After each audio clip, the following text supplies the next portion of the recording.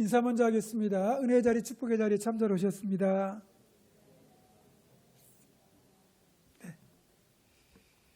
네. 제가 오늘 목소리가 좀 안 좋은 편인데요. 좀 피곤해서 그런 것 같아요. 일단 베드로 사도는 오늘 본문을 통해 가지고 아내와 남편의 어떤 그 서로를 대하는 태도, 그리고 신앙을 가진 아내로서 남편으로서 어떻게 행해야 되는지 그 사실을 가르쳐주고 있습니다. 근데 이보다 더 자세한 지침이 에베소서에 나오거든요. 에베소서 5장 한번 찾아보겠습니다. 앞으로 가서 에베소서 5장 315쪽입니다. 에베소서 5장 21절로부터 33절까지예요. 315쪽에 있습니다. 에베소서 5장 21절로부터 33절까지 교독합니다. 그리스도를 경외함으로 피차 복종하라. 이는 남편이 아내의 머리됨이 그리스도께서 교회의 머리됨과 같음이니 그가 바로 몸의 구주시니라.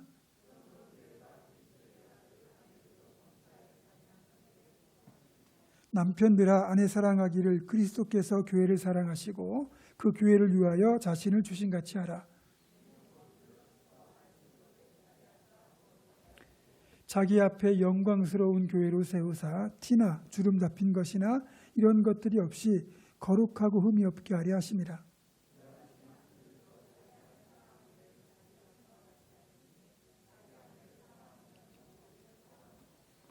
누구든지 언제나 자기 육체를 미워하지 않고 오직 양육하여 보호하기를 그리스도께서 교회에게 함과 같이 하나니. 그러므로 사람이 부모를 떠나 그의 아내와 합하여 그들이 한 육체가 되지니. 같이 있습니다. 그러나 너희도 각각 자기 아내 사랑하기를 자신같이 하고 아내도 자기 남편을 존경하라. 아멘. 이제 에베소서에서는 이제 바울 사도가 가정의 원리를 말씀하고 베드로전서에서는 베드로 사도가 바라보는 남편과 아내의 모습을 이야기하고 있어요. 그런데 중요한 것은 뭐냐면 세상이 정한 기준이 아니라 하나님께서 우리를 만드시고 우리에게 가정을 허락하여 주시면서 세워주셨던 부부의 원칙, 가정의 원칙을 이야기하고 있다는 겁니다. 자, 그래서 여기에서 남편들아 또는 아내들아 이렇게 얘기했을 때 그것을 꼭 남편에게 해당되는 말로만 읽지 마시고 또 아내들아 했을 때는 아내들에게만 해당되는 말씀으로 읽지 마시고 그것을 그냥 나에게, 남편이 나에게도 남편들아 또 아내에게 하는 그 말 자체도 다 그냥 남편과 아내를 떠나서 우리 모두에게 하시는 말씀이다 라고 다 받으셔야 된다는 거죠. 그러니까 그리스도께서 교회를 사랑하사 자기 몸을 주신같이 남편이 아내를 사랑하라고 그랬다면 아내도 그런 마음으로 남편을 사랑하면 되는 거고, 또 교회가 주께 복종하듯 아내가 남편에게 복종하라고 그랬다면 남편들도 그 말씀을 대할 때는 내 아내에게 나도 이런 마음으로 복종해야 되겠다. 서로 위아래 우선순위가 없이 똑같이 동등한 존재로서 서로를 그렇게 섬기고 사랑하라는 그 말씀으로 받아들여야 된다. 이것을 먼저 원칙으로 세워두고 오늘 말씀을 대해야 합니다.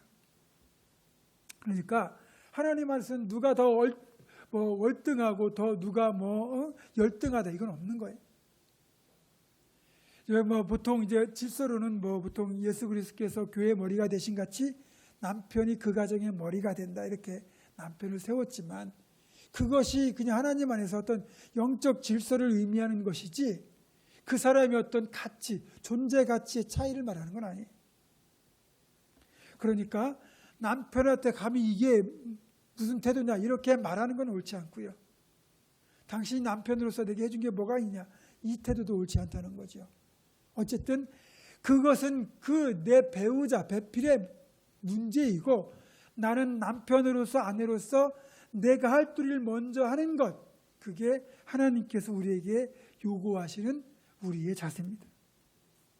자, 오늘 이제 먼저 베드로전서 3장 7절을 보면 남편들에게 일단 이렇게 권면하죠. 너희 안에 지식을 따라 너희 안에 동거하고 그를 더 연약한 그릇이요 생명의 은혜를 함께 이어받을 자로 알아 귀히 여기라 이렇게 되어 있잖아요. 자, 연약한 그릇으로 여기고 생명의 은혜를 함께 이어받을 자로 귀히 여기라. 그런데 그렇게 말씀하시는 데는 그게 단지 의무라고 해서 그렇게 말씀하시는 게 아니라 그 다음에 더 우리에게 주시는 궁극적인 목표가 있는 거예요. 그거 뭐냐면 이는 너희 기도가 막히지 않게 하려 함이라. 여러분 부부싸움하고 나와서 기도가 됩니까? 예배가 됩니까? 잘 안 되죠. 물론 속이 상해서 하나님 앞에 눈물로 탄식할 수 있어요. 근데 우리가 말하는 정상적인 기도는 안 돼요. 생각만 해도 억울하고 분하고 괘씸하고 그런 것 때문에 정상적인 기도가 안 되거든요. 그러니까 남편에게만 하는 말씀이 아니라 이건 남편이든 아내든 우리가 신앙인으로서 그렇게 가정이 바로 서지 않으면 우리 신앙생활이 제대로 안 된다는 거죠. 그러니까 우리의 영적 유익을 위해서도 그렇게 우리가 서로에게 잘할 필요가 있다는 거죠. 그런데 그 표현을 뭐라고 그러냐면 연약한 그릇으로 알고 귀히 여기라는 거예요. 이 컵은 유리컵이잖아요. 옛날에는 이런 컵 이렇게 조각이 된 크리스탈 컵 같이 생긴 거는 왕들도 못 가졌을 거예요. 되게 귀한 걸 텐데 이거는 바닥에 놓치면 그냥 여지없이 깨집니다. 플라스틱이나 철제는 안 깨지잖아요. 그러면 아내나 남편을 생각할 때 이렇게 연약한 그릇으로 귀히 여기라는 거예요. 조심조심 다루잖아요. 그렇게 귀히 여기라는 거예요. 자, 그런데 이 연약한 그릇이라는 관점은 언제까지 봐야 될까요? 제가 이 말씀을 준비하면서 곰곰이 생각해 보니까 제가 요즘 갱년기를 지나고 있잖아요. 그리고 갱년기를 지난 분들도 계시고 근데 아마 연약한 그릇으로 아내를 여기는 거는 갱년기 이전의 아내까지만 그렇게 해도 되지 않을까. 여자들이 갱년기를 지나면 어떻게 됩니까? 여성 호르몬의 분비가 줄어들고 남성 호르몬의 분비가 늘어나요. 그래서 그전까지는 되게 얌전하고 연약한 것처럼 보이던 여성들이 갱년기를 지나면서 좀 더 남성스러워져요. 그래서 밖으로 돌아다니는 거 좋아하고 갑자기 막 호탕해지고 그렇잖아요. 근데 갱년기를 지나는 남성들은 이제 남성 호르몬의 분비가 줄어들고 여성 호르몬의 분비가 늘어나니까 이 눈물을 자주 흘리고 안 보던 드라마를 보고 거기에 빠져 있고 그렇게 감성적이 되는 거예요. 그전에는 아내가 이렇게 저렇게 감성적인 어떤 그런 이렇게 좀 공유를 원하면 별로 반응을 보이지 않던 남자들이 갑자기 더 여자보다 감성적이 되는 거예요. 여자는 오히려 남자처럼 되고 이렇게 상황이 뒤바뀌는 거죠. 그래서 갱년기를 지나고 나면 서로의 어떤 그런 달라진 점도 우리가 조금은 인정을 해줘야 될 것 같아요. 어쨌든 서로가 서로를 연약한 그릇으로 대하는 것. 그래서 그 에베소서에 그러잖아요. 피차 복종함으로 서로 섬기라고 되어 있잖아요. 피차예요. 이건 아내에게만 남편에게 복종하고 남편은 아내를 다스리라 이게 아니라 피차 주 안에서 복종하라고 그렇게 되어 있는 겁니다. 서로 다 섬겨야 되는 거예요. 그리고 이제 최근에 이제 부부간의 관계를 이렇게 지켜보면 아내를 사랑하지 않는 남편들도 많아졌지만 또 남편을 존경하는 아내도 그리 많지 않다는 거예요. 자, 우리 일반적으로 상대방보다 내가 더 앞서고 더 높고 더 우월하다고 여기면 나보다 우월하지 못한 그 사람이 나를 섬기는 것이 당연하다. 그 사람이 나를 위해 희생해야 된다고 생각을 합니다. 이건 철저히 세상의 논리예요. 하나님이 세우신 가정에는, 하나님이 세우신 공동체에는 이런 논리가 있어서는 안 됩니다. 내가 더 가진 게 많고 내가 더 잘하는 게 많고 내가 더 뛰어나다 할지라도 하나님의 나라 공동체에서는 누가 더 높고 더 낮은 게 없고 오히려 높고자 하는 자가 더 낮은 곳에 가서 섬겨야 되는 것. 그게 주님이 가르쳐 주신 원리예요. 하물며 부부는 더하죠. 그래서 지금은 그런 게 거의 없고 대부분 남자들이 이제 결혼하자마자 여자에게 이렇게 어쩜 붙잡혀 살지만 저희 때만 해도요, 뭔 그 쓸데없는 그런 고집이 있었는지 결혼하면 초창기에 아내를 휘어잡지 않으면 평생 휘어잡힌다고 그래가지고 일부러 외박하고 일부러 밖으로 돌아다니고 그런 남자들이 좀 있었습니다. 다 부질없는 짓인데 세상의 논리는 그래요. 그러나 하나님 세우신 공동체 안에서는 서로가 서로를 더 낮게 여기고, 그러니까 더 뛰어나게 여기고, 그래서 내가 더 기쁨으로 그 상대를 섬기는 것, 그것이 가정이라는 공동체에서 부부가 가장 먼저 행해야 될 모습이고, 그것이 확장되면 교회 공동체 전체가 바로 그런 모습이에요. 자, 여러분들이 이걸 잘하실 거라고 생각을 하고요. 그 위를 위해서 주님이 친히 본을 보이셨잖아요.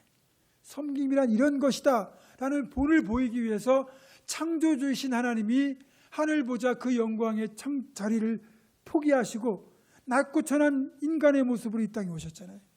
그리고 스승이심에도 불구하고 대야 물을 떠다가 제자들의 발을 씻기시는 섬김의 본을 보여주셨어요. 그래서 이것은 가정에서도 교회에서도 하나님 세우신 공동체 안에서는 반드시 지켜져야 될 섬김의 원칙이다. 이걸 기억하시기 바랍니다. 그리고 오늘 말씀을 우리가 종합해본 그거예요. 아내가 믿고 남편은 믿지 않는 그런 부부가 있어요. 아내가 먼저 전도를 받아가지고 예수님을 영접하고 그랬을 때 이 남편은 예수를 늦게 믿는 경우가 있잖아요. 그럼 믿기 전까지 이제 다양한 경우들이 생길 겁니다. 교회를 못 가도록 굉장히 박해하는 남편이 있을 수 있고, 그렇죠? 의외로 아내가 교회를 가자 그러면 쉽게 또 아내의 의견에 따라서 교회에 나와주는 그런 남편도 있을 것이고, 또 어떤 남편은 당신만 교회 가, 내가 교회 가는 거 아무 말 안 할게. 대신 나도 교회 가자는 말은 하지 마. 그렇게 하는 남편도 있을 거란 말이죠. 그렇죠? 근데 그런 여러 가지 경우에 있어서 어쨌든 중요한 게 뭐냐면 남편에게 순종하라. 이는 혹 말씀을 순종하지 않는 자라도 말로 말미암지 않고 그 아내의 행실로 말미암아 구원을 받게 하려 함이니, 이렇게 되어 있습니다. 그러니까 아내가 교회 가자고 말을 할 때는 안 듣는데 아내가 예수를 믿고 난 뒤에 더 남편을 잘 섬기고 정말 순종을 잘하고, 그래서 남편이 미안한 마음이 들 정도로 잘하고, 그리고 어쨌든 그 모습에 감동을 받아가지고 그래서 마음이 녹아가지고 교회를 간다면, 그러면 남편을 구원하는 축복을 받는 거잖아요. 그것 때문에 순종하라고. 물론 당연히 남편에게 순종해야 되지만 남편의 구원을 원한다면 그렇게 해서 구원시켜라. 그 얘기를 하는 거예요.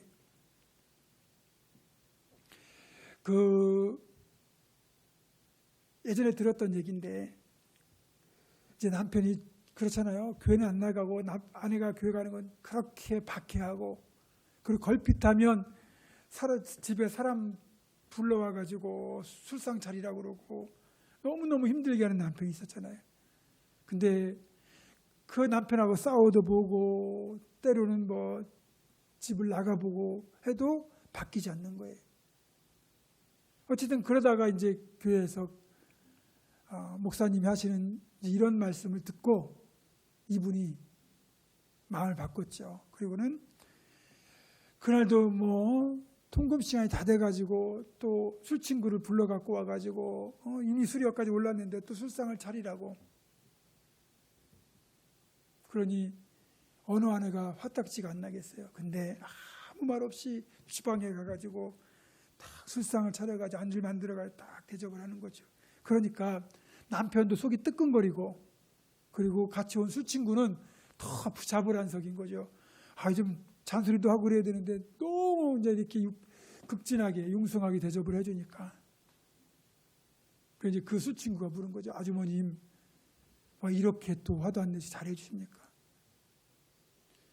나야 예수 믿고 천국 가면 되지만 저 사람은 이러다가 죽으면 지옥 가는데 지옥 가기 전에도 잘 대접해야지 하고 정말 그렇게 잘하는 거예요. 술 친구 정신이 번쩍 들고, 그 이야기를 듣는 남편도 정신이 번쩍 들고, 그래서 그 다음 주부터 그 아내의 말을 듣고 교회를 갔다. 그런 얘기가 있어요.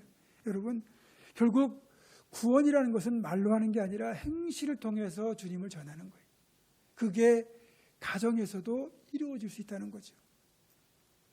혹시 아직까지 이렇게 가족들이 믿지 않는다, 그래서 여러분 기도 제목이다 그러면 기도 많이 하셔야 돼요. 그리고 삶으로 보여주셔야 돼요.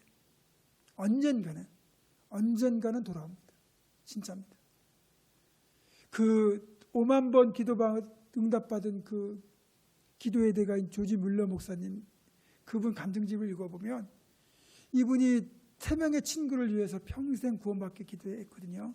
근데 한 분은 10년이 지나서 믿고, 한 분은 조지 물러 목사님이 돌아가시 몇 달 전에 믿었고, 한 분은 돌아가신 뒤에 믿었답니다. 그러니까 영혼 구원을 위한 기도는 결코 헛되지 않아요. 하물며 여러분이 사랑하는 가족, 혈육을 위해서 여러분이 간절하게 기도하는데 그 기도가 외면되겠습니까? 절대 하나님이 외면하지 않으시니까 여러분들 가족 구원을 위한 기도는 절대로 포기하시면 안 되고, 어쨌든 여러분이 그 기도를 계속 하시되 삶으로 정말 미안해서라도 교회가 갈 수밖에 없게 만들면, 그러면 구원받게 됩니다. 잘하셨으면 좋겠고요.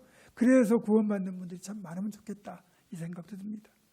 그리고 이제 가정을 이루었는데 우리가 본의 아니게 가정이 깨지는 경우가 있어요. 원치 않는 경우가 있잖아요. 이런저런 이유가 있습니다. 그러니까 그럴 수 있다는 거죠. 다만 그렇게 되지 않기 위해서는 사전에 결혼에 대한 준비가 필요해요. 제가 저에게 결혼 주례를 부탁하면 그 커플은 제가 불러가지고 미리 결혼 예비 교육을 사전에 합니다. 3번이나 4번을 만나가지고 성경적인 결혼관, 그리고 부부 생활, 그리고 어떻게 이 가정을 영적으로 이끌 것인가, 이런 부분을 함께 고민하고 또 말씀을 통해 나누거든요. 그 이유는 뭐냐면, 결혼에 대한 환상만으로 결혼을 하게 되면 결혼은 현실이잖아요. 그러면 실망하게 되고, 그리고 그것이 갈등의 원인이 되고 결국은 깨어지는 원인이 될 수 있잖아요. 그래서 사전에 결혼 예비 교육을 통해 가지고 그렇게 조금이라도 더 잘 준비된 결혼 생활을 하면 아무래도 건강한 결혼 생활을 할 수 있지 않을까. 그래서 결혼 예비 교육을 반드시 실시합니다. 그리고 그렇게 결혼을 했다, 그렇다 하더라도 결혼한 뒤에 그러면 우리가 어떻게 부부간의 관계를 건강하게 유지할 수 있을까? 그것 또한 우리가 늘 염두에 두고 살아야 되겠죠. 그래서 제가 예전에 우리 전교인 수련회 때 동신기도원에 했던 그때 특강으로 잠깐 제가 5가지 사랑의 언어라는 그 강의를 했었는데, 이걸 부부간의 관계에 비추어 가지고 오늘 간략하게 다시 한번 짚어보려고 합니다. 부부 사이가 더 풍성하고 행복해지려면 이 5가지 사랑의 언어를 구사를 해야 돼요. 그러니까 내가 배우자에게 사랑받는다고 느끼는 언어들이 있는 거예요. 사랑한다고 말하는 것이 아니라 정말 내가 사랑받고 있구나, 이 사람이 나를 사랑하는구나를 느끼게 하는 여러 가지 방식이 있는데, 그걸 사랑의 언어라고 표현하고, 그 사랑의 언어로 표현되는 대표적인 5가지가 있는데, 하나가 칭찬하는 말, 인정하는 말, 2번째가 봉사, 섬김, 3번째가 선물, 4번째가 스킨십, 5번째가 함께하는 시간, 이렇게 되어 있습니다. 이것들 5가지가 있지만 사람의 성향에 따라서는 이 1, 2, 3, 4, 5번 그 중에서 가장 두드러지게 사랑이라고 느끼는 언어들이 따로 있습니다.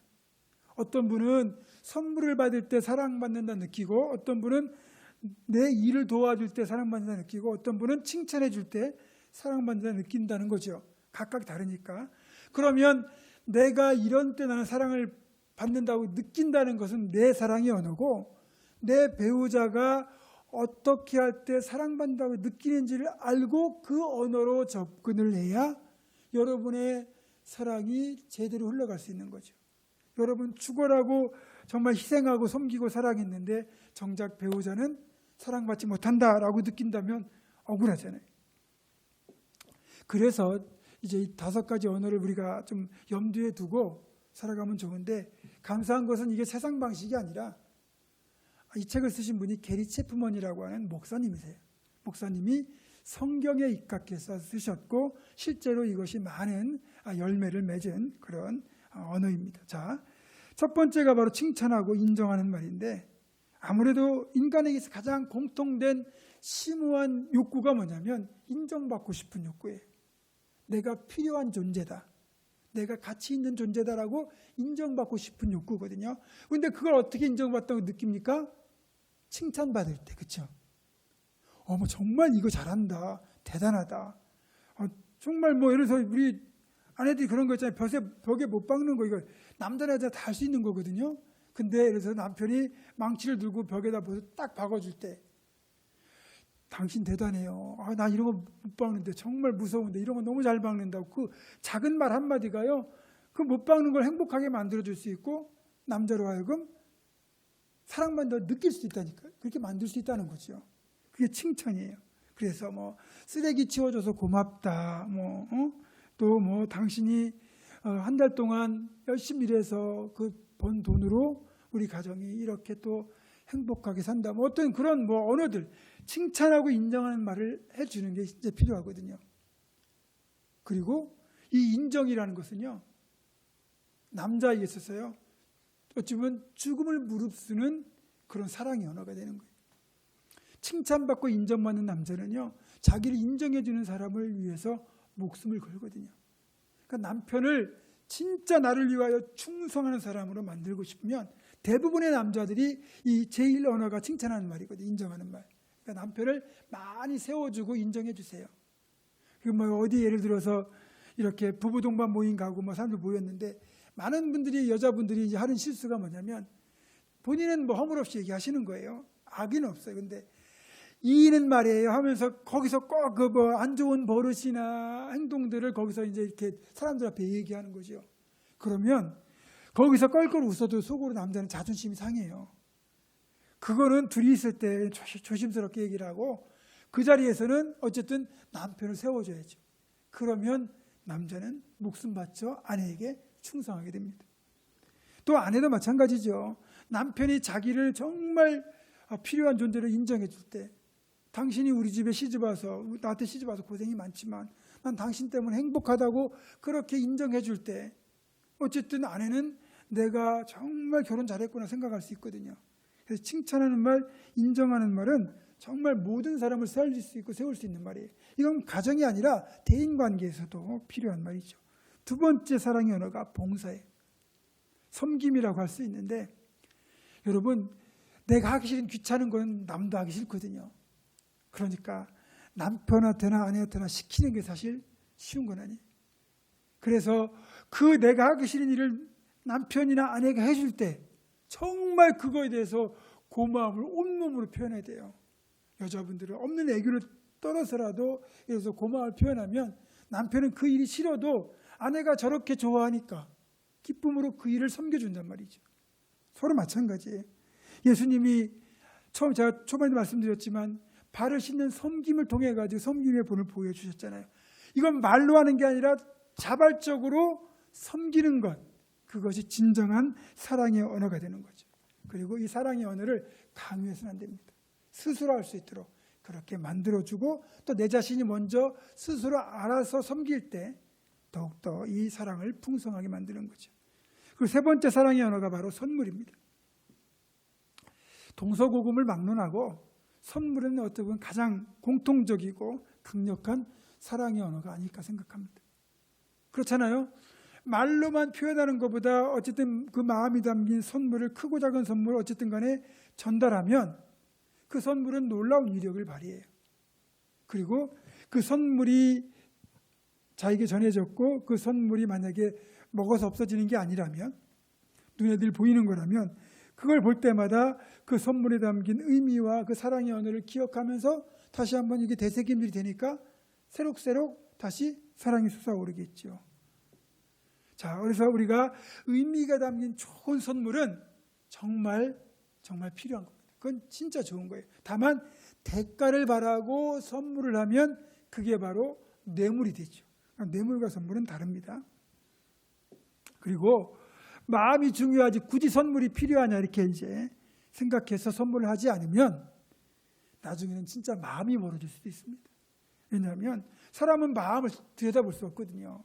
그러니까 들여다보이지 않는 마음을 믿는 것보다 그 사람의 사랑의 증표가 여기 선물로 남아 있는데 그걸 보면서 사랑받는다 그렇게 느끼잖아요.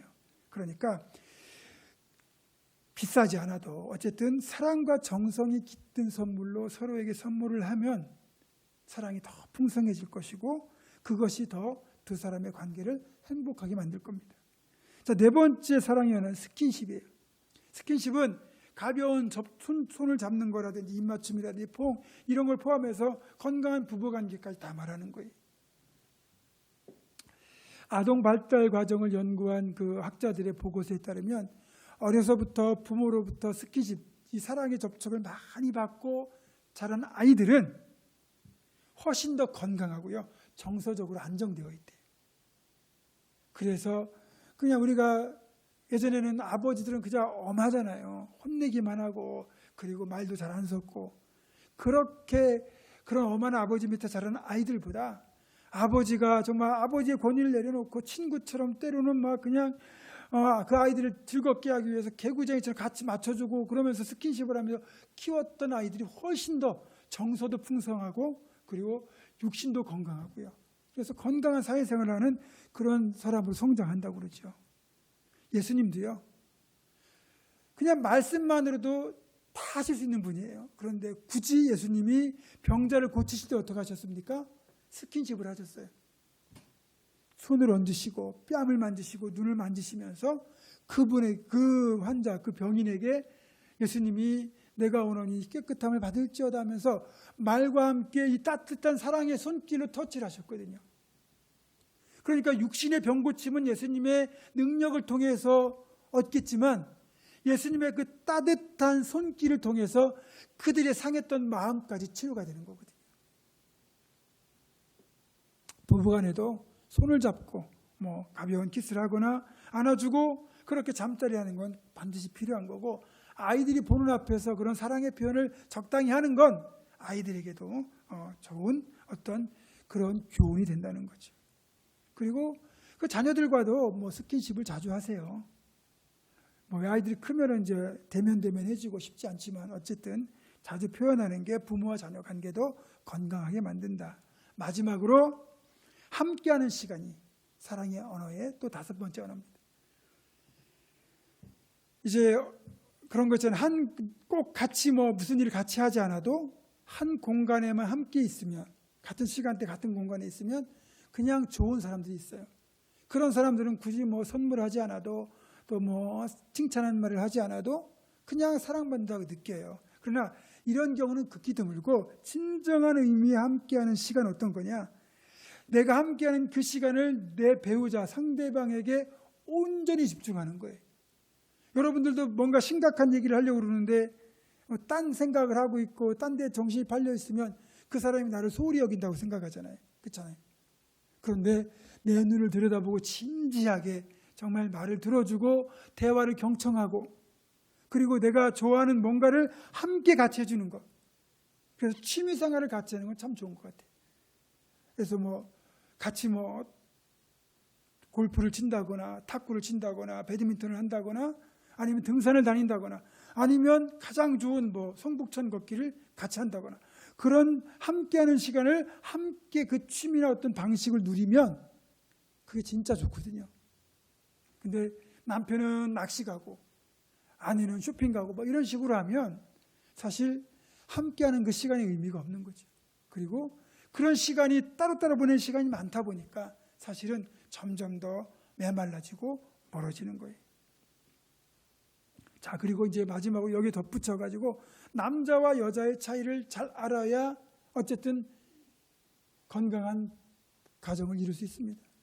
그 존 그레이라고 하는 분이 쓰신 화성에서 온 남자, 금성에서 온 여자라는 책을 한번 읽어보시면 남자와 여자는 근본적으로 차이가 있습니다. 그러니까 이제 이 책은 어떻게 시작하냐면 화성에 살고 있던 화성인들이 있었어요. 이게 다 남자들이에요. 근데 이제 망원경으로 이렇게 살펴보다 보니까 저기 금성에 자기들과 좀 생김새가 다른 금성인들이 있는 걸 봤어요. 근데 그걸 보고 한눈에 반해요. 그래가지고 우주선을 만들어가지고 금성까지 가요. 그래서 그 금성인들을 만나죠. 그 금성인 여자들도 화성에서 온 남자들을 보니까 마음에 들어요. 사랑에 빠져가 너무너무 행복하게 지내요. 금성에 사는 여자들과 화성에 사는 남자들은 사고방식이 다르고 가치관이 다르고 여러 가지 성격이 다르지만 그걸 서로 인정하면서 너무너무 행복했어요. 그러다가 지구라는 배를 발견해요. 그리고 지구로 우리 옮겨서 살자. 그래가지고 이제 이 화성 남자와 금성 여자가 지구로 이제 이주하게 되는데, 이 지구 환경의 특성상 그만 자기들이 어디서 왔는지 그걸 잊어버리게 된 거예요. 기억상실증이 걸린 거예요. 그러면서 서로가 다른 곳에서 왔다는 것, 화성과 금성에서 왔다는 것, 그래 서로가 다르다는 것을 잊어버리고, 왜 당신은 나와 다르냐고, 당신은 왜 내 생각을 몰라주냐고 끊임없이 싸우게 되었다는 것. 이게 이치기 어찌 보면 전개 방식이거든요. 그래서 서로가 다름을 알고 어떻게 다른지 알고 대처를 해야 건강한 이 관계를 이룰 수 있다는 게 이 책의 내용이에요. 예를 들면 이런 거죠. 이제 보통 이제 집에 사는 모습들 하자면, 여자가 이제 설거지를 하면서 남편에게, 식탁에 있는 남편에게 얘기하는 거예요. 누구 아빠, 누구네 집은 다음 달에 동남아로 4박 5일 여행 간대. 그렇게 얘기를 하는 거예요. 이게 이제 금성 여자의 언어예요. 그럼 화성 남자는 그걸 어떻게 듣습니까? 우리 집은 왜 동남아 여행 안 가느냐고 나한테 지금 묻는구나, 따지는구나. 남자는 머릿속으로 막 계산하는 거예요. 이거 하려면 시간도 내야 되고 돈도 있어야 되고 뭐 이렇게 저 계산을 하는 거죠. 그래서 남자는 여자가 하는 말에 어떻게 공감하는 게 아니고 해결책부터 제시하려고 생각을 한다는 거죠. 근데 여자는 그게 아니에요. 그냥 자기가 알게 된 사실을 남편과 공유하고 싶은 거예요. 그냥 대부분의 여자들이 그렇다는 거예요.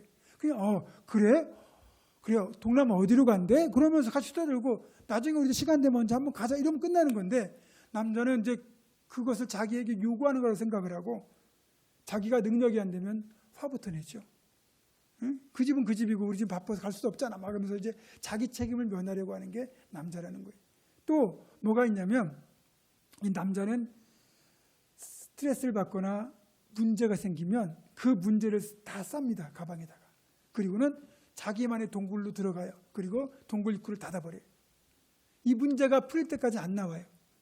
근데 금성에서 온 여자는 어떠냐면 그걸 보고 도와주고 싶은 거예요. 그래가지고 동굴 밖에서 계속 두드리는 거예요. 나오라고, 내가 도와주겠다고. 근데 남자는 이게 풀릴 때까지 안 나오는 거죠. 그래서 남자는 뭐냐면 자기가 스스로 해결하려고 하고, 여자에게는 짐을 안 넘기려고 하는 그런 어떤 성향이 있다는 거죠. 근데 여자는 그거를 기꺼이 도와주고 싶은 마음이 있다는 거예요. 이게 다른 거를 우리가 인정하지 않으면 계속 오해가 쌓이고 서운하기만 하고, 그래서 건강한 부부관계를 이루지 못한다는 것. 이게 이제 이런 책의 어떤 줄거리라고 할 수 있죠. 근데 어쨌든 모든 것 다 좋은 교훈이고 가르침이고 좋은 나름대로 어떤 그 기준들 제시하고 있지만, 우리가 신앙인으로서 이 한 가지만 기억하면 사실 싸울 게 없어요. 무슨 일을 하든 무엇을 하든지 다 죽게 하듯 하면 돼요. 내가 아내를 섬길 때, 내가 남편을 대할 때 주님 대하듯 하기만 하면 싸울 일이 없잖아요. 좀 마음에 안 들어도, 좀 하기 싫어도 주님이 말씀하시면 다 하잖아요. 우리 주님이 십자가 우리 죽으라고 그러면 순종할 수 있잖아요. 악을 골짜기 가라면 갈 수 있잖아요. 그런데 왜 남편이 얘기하고 아내가 얘기하면 안 하려고 그러냐고요. 저도 찔리긴 하지만 어쨌든 그렇습니다. 그러면 우리가 서로에게만 그렇게 한다면, 베드로 사도가 말하고 바울 사도가 말하는 그런 건강한 가정, 건강한 부부, 이것들은 얼마든지 우리가 회복할 수 있다는 거죠. 그리고 우리는 그런 삶을 혹 살지 못했다 할지라도 우리의 자녀들, 다음 세대들만큼은 이런 사실을 알고 이들만큼은 행복한 그런 가정을 이루어야 되기 때문에 우리가 또 알고 기도해 줘야 되지 않겠습니까? 자, 오늘은 조금은 세미나 같은 느낌이 들긴 했지만 어쨌든 이것들 잘 생각하시면서, 코로나 때문에 집에 붙어있는 시간이 많으면 많을수록 더 싸운다는데 오히려 더 행복할 수 있는 그런 우리가 되기를 바라면서 오늘 말씀을 마치도록 하겠습니다. 기도하겠습니다. 고마우신 아버지 하나님, 이 땅 가운데 교회라는 천국 공동체와 또 남편과 아내가 만나서 이루는 가정 공동체를 저희들에게 허락해 주셨고, 정말 서로를 사랑하며 섬기며 천국을 만들려고 하셨는데 우리는 서로에게 상처를 주고 아픔을 주고 그리고 미워하면서 이 가정에 상처를 내고 있습니다. 주님, 바울 사도와 베드로 사도를 통하여 주시는 이 교훈대로 저희들 모든 것을 죽게 하듯 순종하며 서로를 섬겨서 정말 하나님 기뻐하시는 천국 같은 가정들을 잘 세워가게 하시고 우리 부문중학교 모든 가정들이 그런 가정들로 온전히 세워질 수 있도록 주님 도와주시옵소서. 예수님의 이름으로 기도드립니다. 아멘.